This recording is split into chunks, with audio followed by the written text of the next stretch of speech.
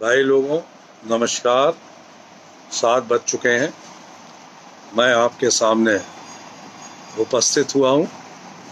मेरे साथी, मेरे दोस्तों, मेरे बच्चों, मेरी बच्चियों, मैं जो बात कह रहा हूँ ये आप YouTube पर भी जाकर देख सकते हैं। उसे आप लाइक करें, सब्सक्राइब करें और उसमें एक लिंक दिया हुआ है जिसे आप दबाएं, जिससे आपको नए नए YouTube पे आपको जानकारी CRPC की, मेडिकल की, IPC की जो मैं आपसे शेयर कर रहा हूँ वो आपको प्राप्त होगी। मेरे साथी, मेरे दोस्तों, मेरे भाइयों, आज का विषय मैंने आप लोगों के साथ कैसे जिरह की जाए, कैसे साक्षी से जिरह की जाए, इस बिंदु पर रखा है।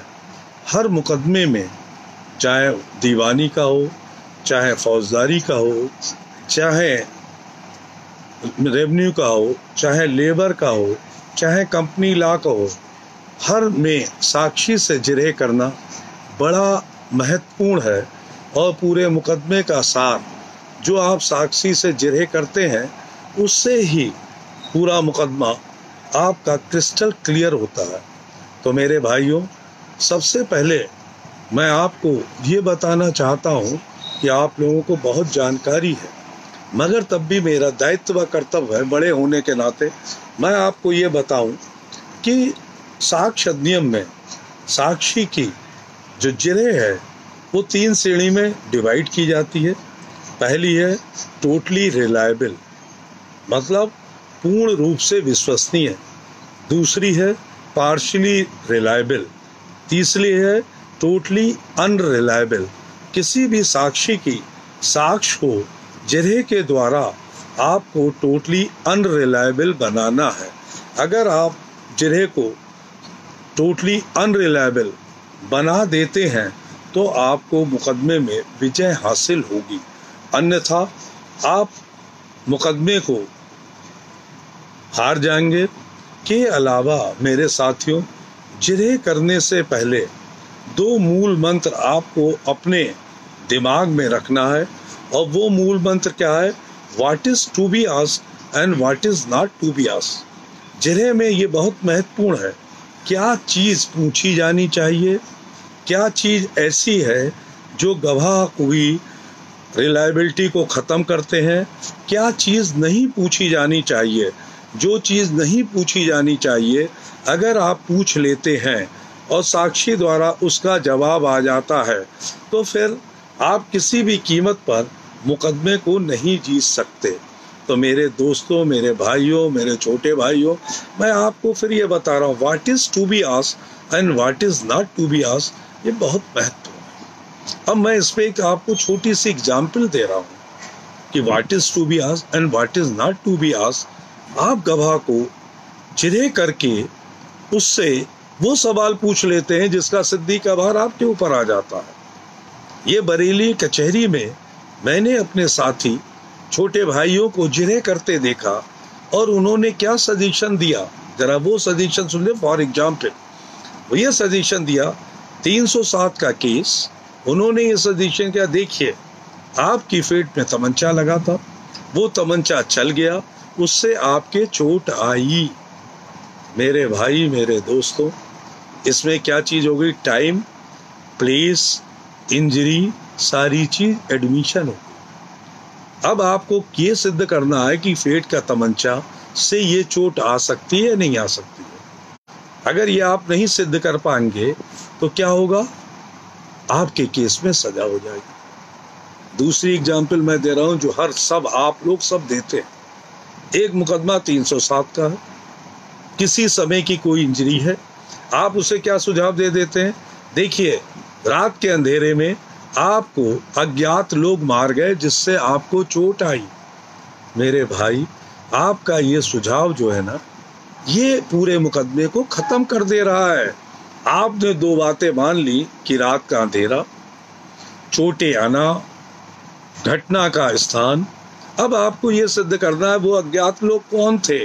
अगर वो अज्ञात लोगों को आप सिद्ध कर देंगे, जो कि असंभव है, तो मुकदमा छूट जाएगा। अदरवाइज आप किसी कीमत पर नहीं मुकदमा छुड़ा पाएंगे।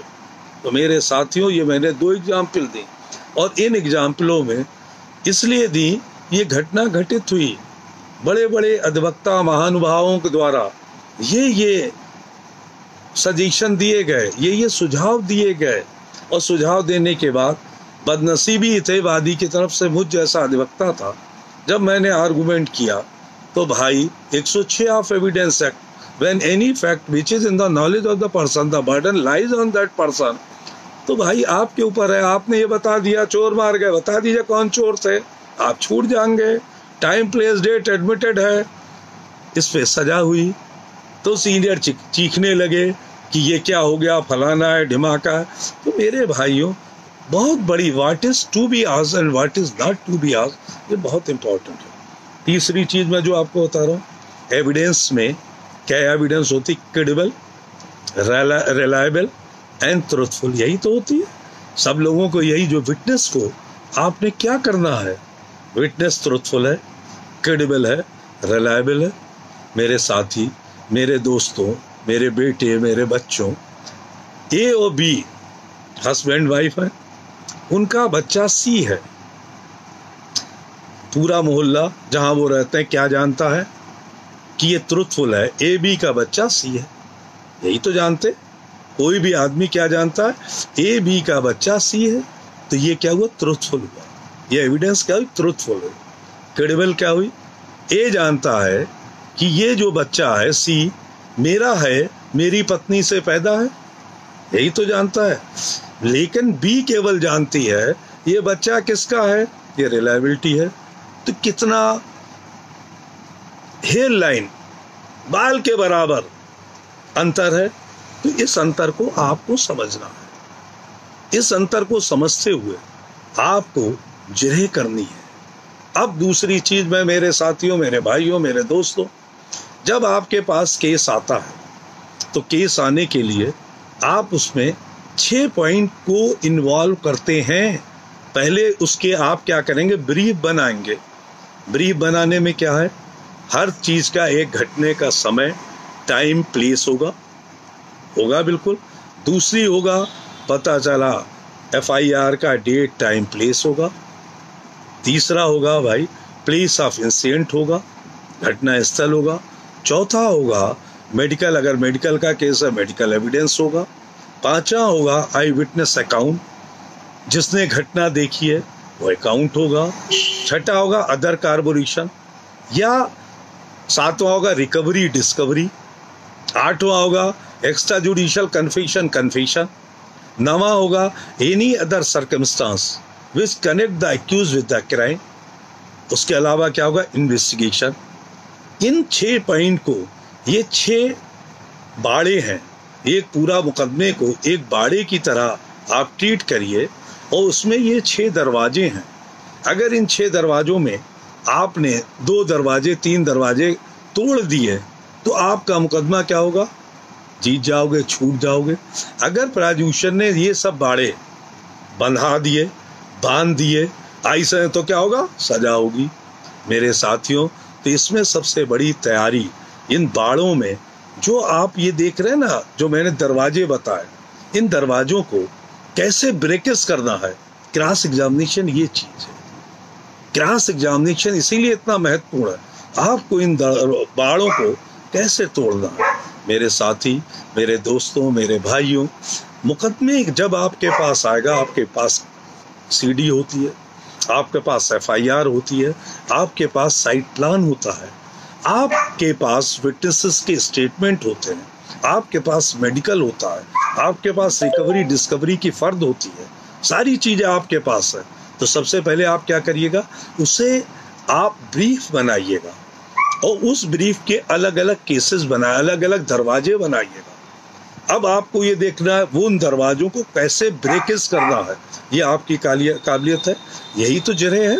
अगर उनकी काबिलियत को आपने गवाह को तोड़ दिया, गवाह को कर दिया totally unreliable, no court can convict, अगर पार्शियली रिलायबल है तो सजा हो सकती है, टोटली रिलायबल है तो 100% सजा हो जाएगी। मैं क्या, दुनिया का कोई भी वकील बड़े से बड़ा उतर आए इस जमीन पे वो भी नहीं बचा सकता है।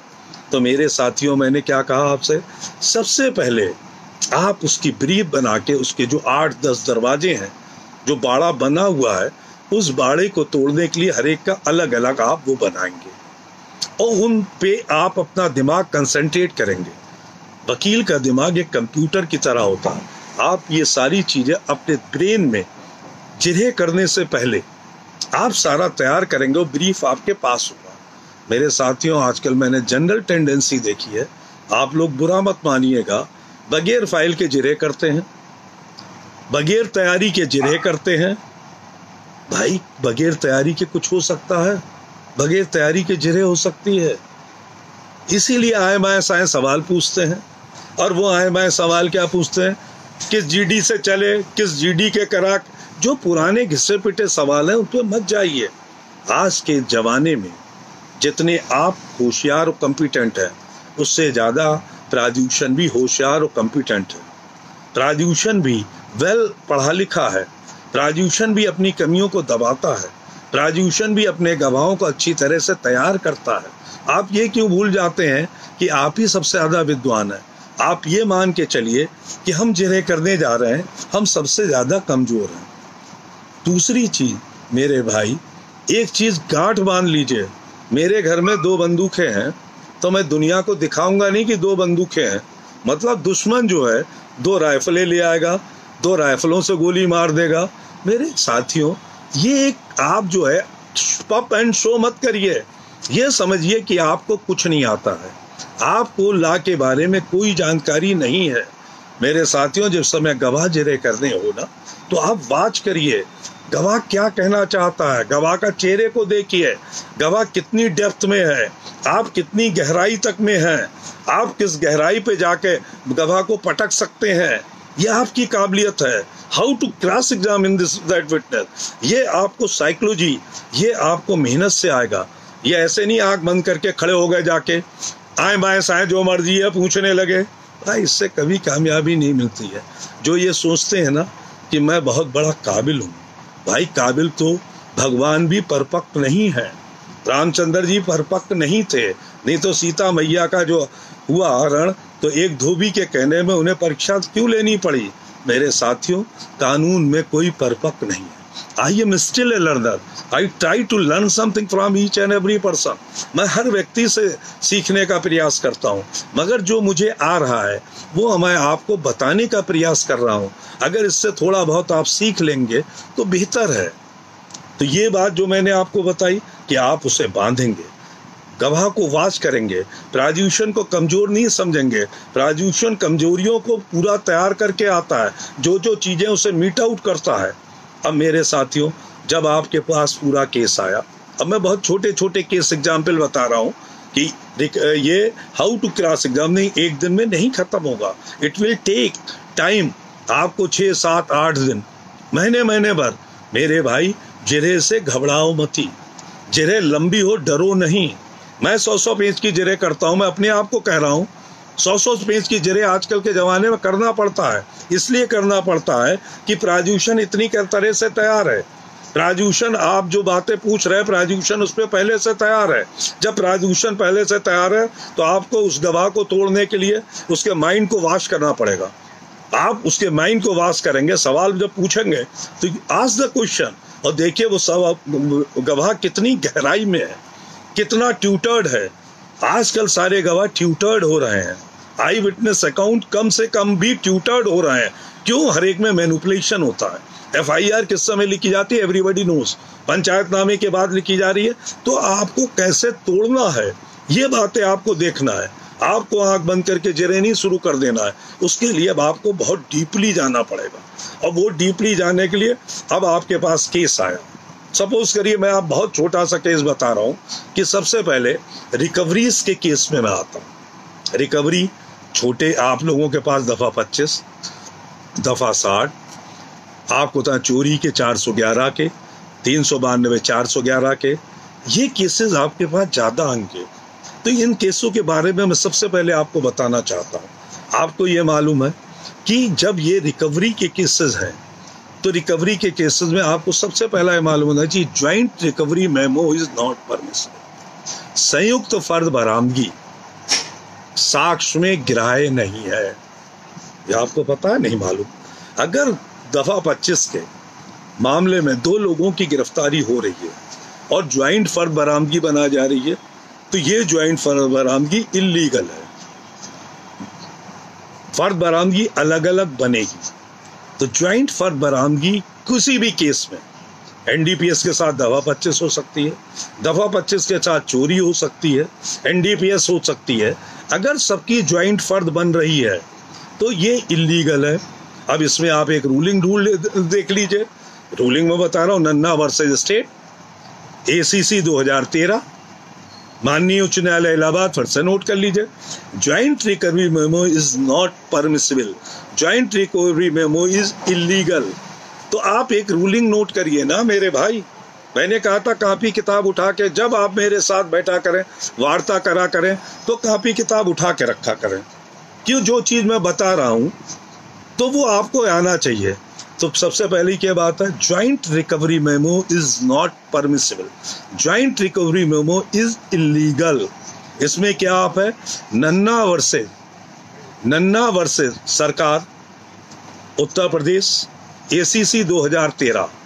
तो ये आपको पता है कि ज्वाइंट रिकवरी मेमो जो है वो इलीगल है।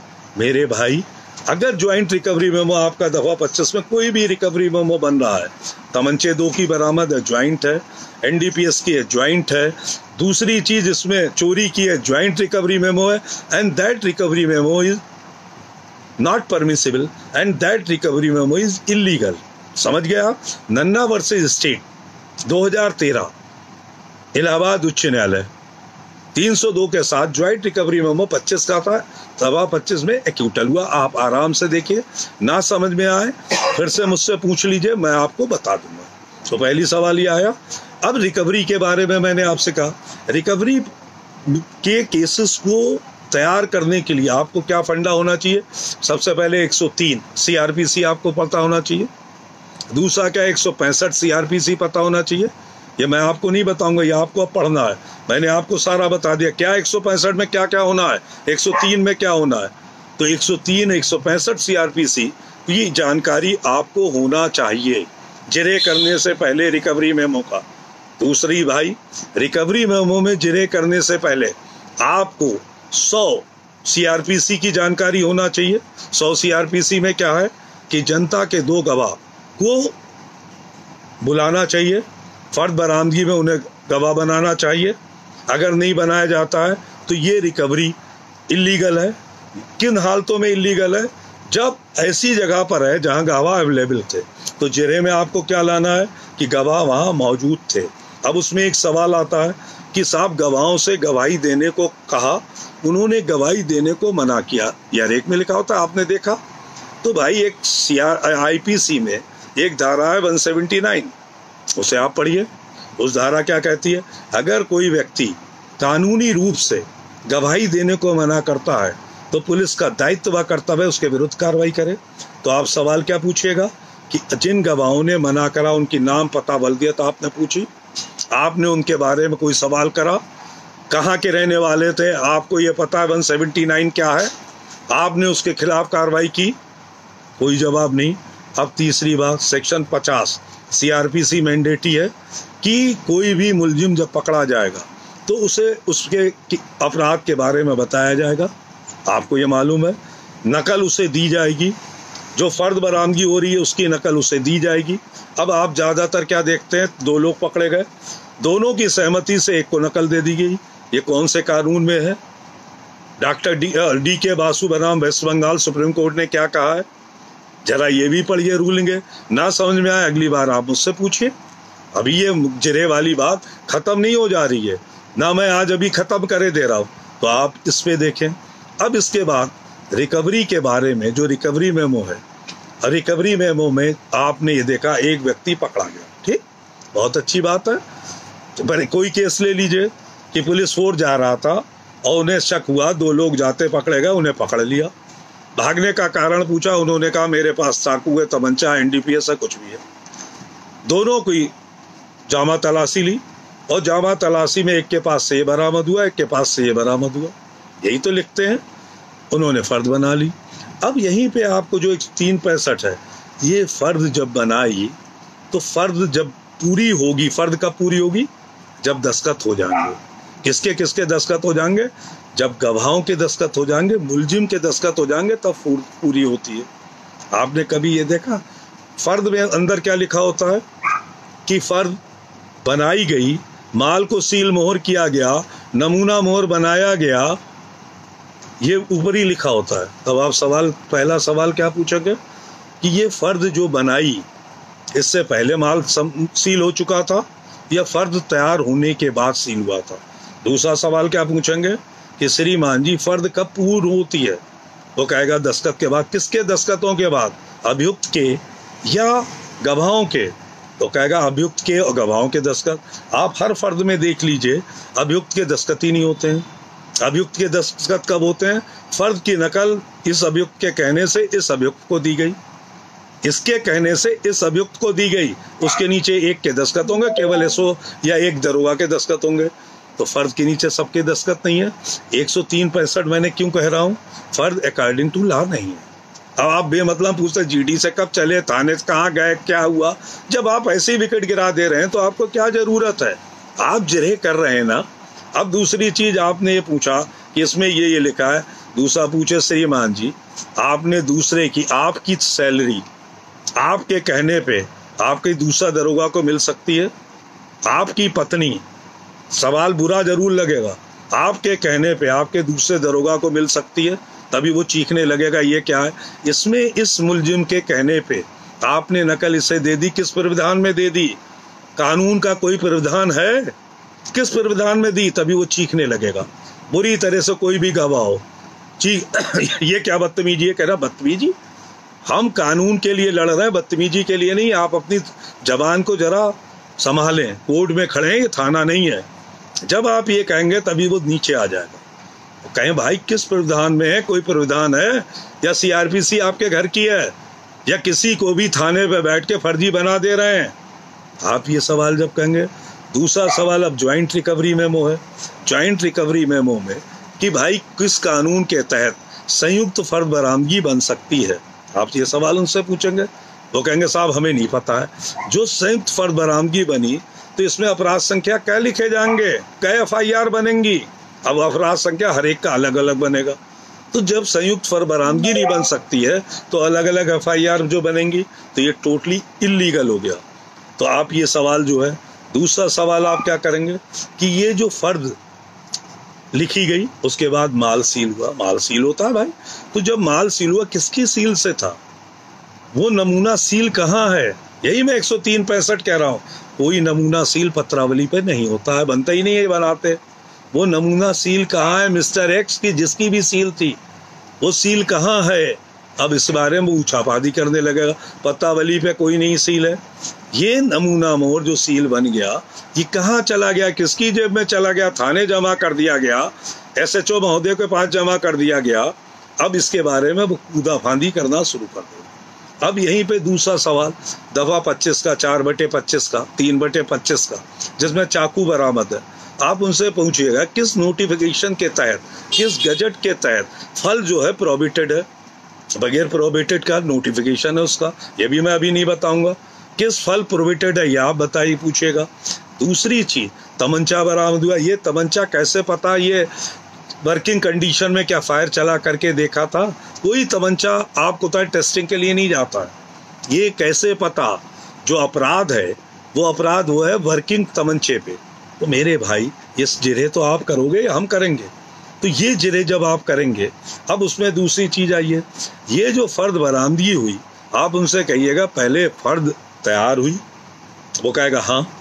जब फर्द तैयार हुई तो जब दस्तखत हो गए तो तैयार हुई? वो कहेगा हाँ। कहना माल कब बरा सील किया गया? अब यहीं पे वो फिर कूदने लगेगा बंदर की तरह।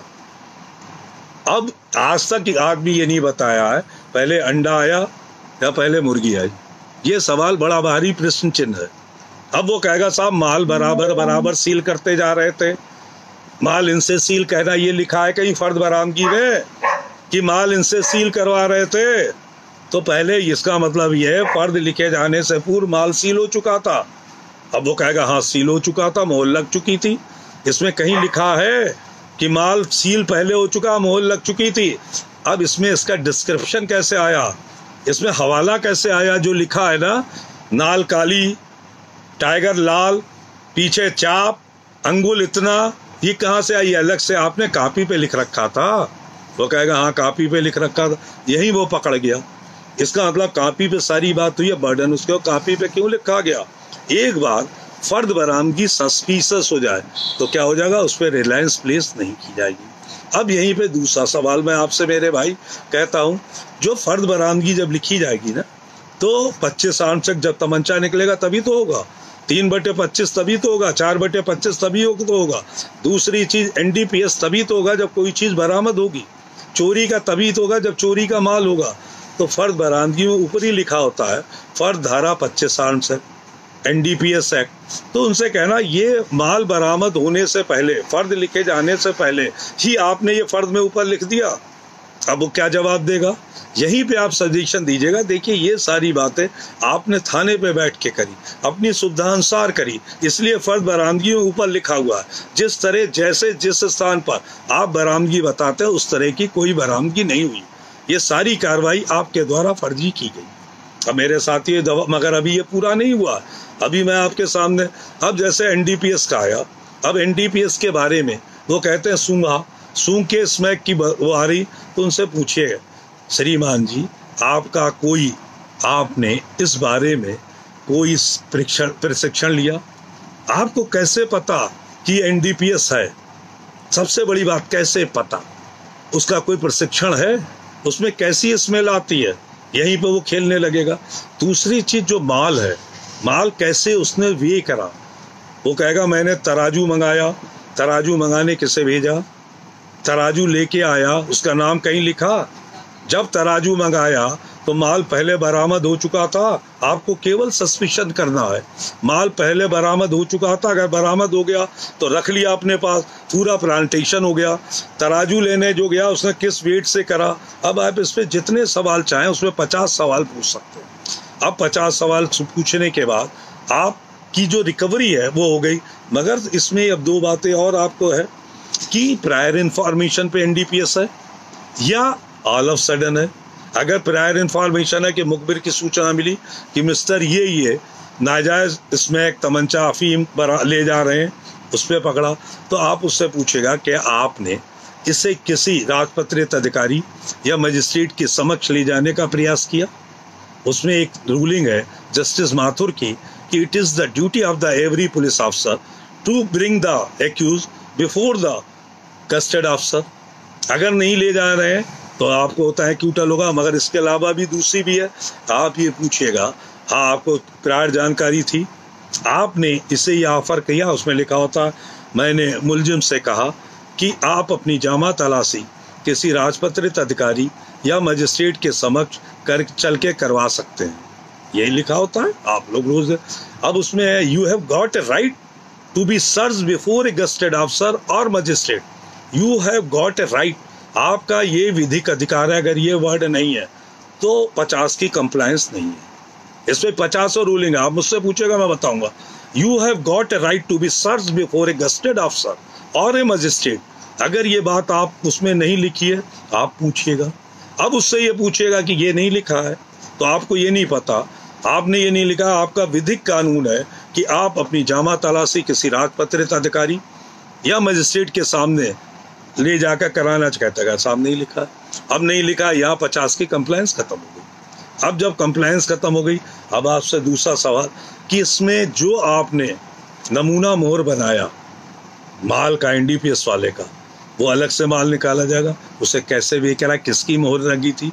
अब ये मोहर वाली बात पे वो फिर अटक जाएगा। NDPS में आपको पता है कि 50, मैं बता चुका हूँ NDPS 42, 50 मैंडेटरी है, 55 और 57 डायरेक्टरी है। जब ये सील लेके जाएगा तो सील माल खाने में जमा होगी और उसमें किसकी सील लगेगी? उसमें SHO की सील लगेगी, जो किसी में नहीं होता है। तो आपको ये बातें पूछनी है। अगर ये बातें आप पूछ लेंगे तो ये मैंडेटरी में आ जाएंगे, डायरेक्टरी नहीं रहेगा। अब इसी में दूसरा करेंगे, क्या आपने उच्च अधिकारियों को कोई सूचना दी? उसकी कोई जीडी आपके पास है? कुछ नहीं होगा, आपका मुकदमा यहाँ पे भी खत्म। अब इसके बाद जो जिरे में करेंगे कि जो आपने नकल दी, वो नकल इसने आपके सामने जेब में रख ली, वो कहेंगे हाँ, या कहेंगे फाड़ के फेंक दी। जब फाड़ के फेंक दी, क्या उसकी कोई फर्द बनाई आपने? कोई जवाब ही नहीं है। जब फर्द ही नहीं बनाई, जब आपने रख ली जेब में, आपके साथ आया, आपकी कस्टडी में रहा, कहीं गया तो नहीं, कहीं घूमने तो आप नहीं ले गए? नहीं, माल खाने जब थाने पे आता है, थाने की जीडी में चढ़ी नहीं होता है, किसी के पास से ये बरामद हुआ दूसरा ब्रेकेज। तो मेरे भाई आधा घंटे से ज़्यादा हो गया है, तो आप लोगों को, तो मैं आपसे यही गुजारिश करूंगा, अभी रिकवरी डिस्कवरी पे आप इन चीज़ों पे देखिए। अगली बार अभी रिकवरी डिस्कवरी पे ही how to cross examine a witness, how to destroy the witness, उसकी टेस्टमनी को कैसे ब्रेकेज करें, मैंने इस बात पे अभी बताया है। आधा घंटा हो गया, आपसे अगली बार फिर जिरे करेंगे, वार्ता करेंगे, आपको इसके आगे बताएंगे। शुक्रिया, नमस्कार।